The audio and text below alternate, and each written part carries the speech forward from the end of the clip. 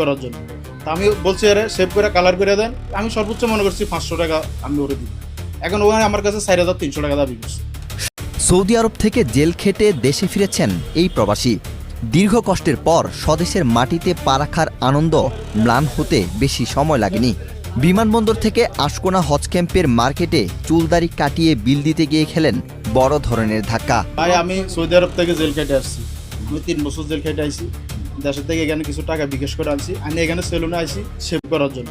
তা আমি বলছি আরে সেভ করে কালার করে দেন, আমি সর্বোচ্চ মনে করছি 500 টাকা আমি ওরে দিই। এখন ওখানে আমার কাছে 4300 টাকা দাবি করছে।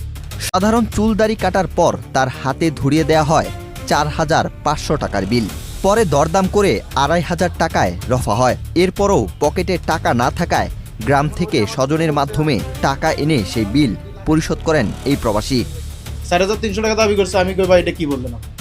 এরপর ও বলতেছে লাস্ট ও আমাকে ছাড়বে না, 3000 টাকা দেন।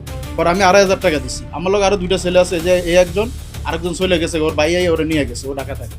তো এর থেকে কত টাকা নিচে জিজ্ঞাসা করে, ওর শুধু চুল কাটছে আর শেভ করছে।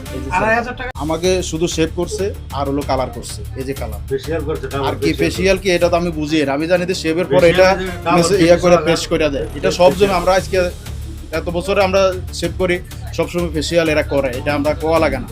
হয়তো আমরা গ্রাম অঞ্চলে 200-300 টাকা দিই, সৌদি আরবে সেভ করলে হয়তো আমরা 20 টাকা 30 টাকা দিই। এখানে আমি সর্বোচ্চ মনে হচ্ছে হয়তো 500 টাকা নিবো আমার থেকে, বা আমি আরো 200-100 টাকা দিব। উনি আমাকে বলতেছে 4300 টাকা।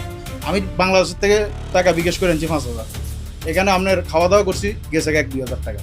আবার এখন উনি আমার কাছে 3000 টাকা লাস্ট দাবি করছে, আর আমি ওরা 2500 টাকা দিয়া আমি এখানে আপনাদের। অপ্রত্যাশিত এমন ঘটনায় ক্ষুব্ধ হয়ে পুলিশের কাছে অভিযোগ করেন ওই প্রবাসী। এরপর এই সেলুনে হাজির হন পুলিশ ও গণমাধ্যম কর্মীরা। সরেজমিনে প্রমাণ মিলে এখানে নিম্নমানের পণ্য ও সেবা দিয়েও গ্রাহকদের জিম্মি করে হাতিয়ে নেওয়া হয় হাজার টাকা। 80 টাকা তো ধরেন, 180 টাকা ধরেন, 200 টাকা, 300 টাকা ধরেন। এটা হলো তো আরো 4 টাকা। আর কি প্রোডাক্ট দিবেন? দামি কি স্বর্ণ আছে দেখেন তো আপনি। এখানে আরো 4 টাকা। আর কি আছে দেখি তো, আপনার কোন দামি প্রোডাক্ট? এগুলো যা আছে এটা কি সব বাইরের প্রোডাক্ট? এটার দাম কত জানেন? আচ্ছা এটার দাম কত জানেন? এটার দাম কত জানেন? হ্যাঁ, প্রিন্স কাট কত জানেন তো আপনি? তাহলে ওনার কাছ থেকে এটা কি করছেন আপনি বলেন? শুধু ওনার কাছে না, আরো অভিযোগ আছে এরকম যারা প্রবাসীরা আসে এইভাবে হেনস্থা করেন। আসলে কেন করেন এটা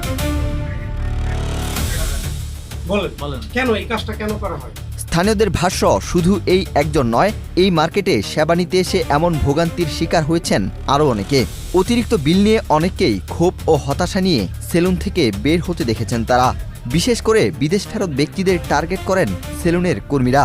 চুল কেটে মানুষ এখান থেকে কান্না করতে করতে যায়। এখানে চুল কেটে মানুষ কান্না করতে কেন যাবে? টাকা বেশি রাখে এই কারণে। এইটা আসলে আপনার এলাকাবাসী হিসেবে এটা আসলে ঠিক না। এরা এমন কোনো দিন না যে মানুষের লোক দুই একদিন ঝগড়া না করে। আমরা এগুলো লইয়া হের করেও বলছি ভাই, বহুত বলছি যে এটা মার্কেটের বদনামি করেন না। আপনাদের রেট মতো যা আসে তা নেন, বেশি নিয়েন না। মানুষ সৌদি আরব থেকে আসে, বাইরের রাষ্ট্র থেকে আসে, এরা জানে না, বুঝে না বুঝে হেরা ঢুকে। আপনারা এই সিস্টেম করেন না, এগুলো ভালো না। এগুলো একটা মার্কেটের বদনামি, একটা দেশের বদনামি। এগুলো বহুত বলা হয়েছে, কিন্তু এরা শোনে নাই। সেনাবাহিনী আইছে, পুলিশ আইছে কয়েকবার করিয়া, কিন্তু এরা কারো কথা শোনে না, মানে না এরা। আসলে হচ্ছে যে যেটা সত্যি কথা বলতে, এটা অতটুকু বিল হওয়ার কোনো যোগ্য না। যে পরিমাণ ওনারা বিল চায়, এই বিল হয় না। আপনার কাজ করব, কাজ সর্বোচ্চ একটা বিল চুল শেভ করলে সর্বোচ্চ বিল হবে 500, 600, 1000 টাকা হতে পারে। 4000, হ্যাঁ খুশি হয়ে 1000 টাকা, কিন্তু 4000 টাকা বিল হওয়া কোনো প্রকারে সম্ভব না। প্রবাসীদের কষ্টার্জিত অর্থ নিয়ে এমন গলাকাটা বাণিজ্য বন্ধে প্রশাসনের কঠোর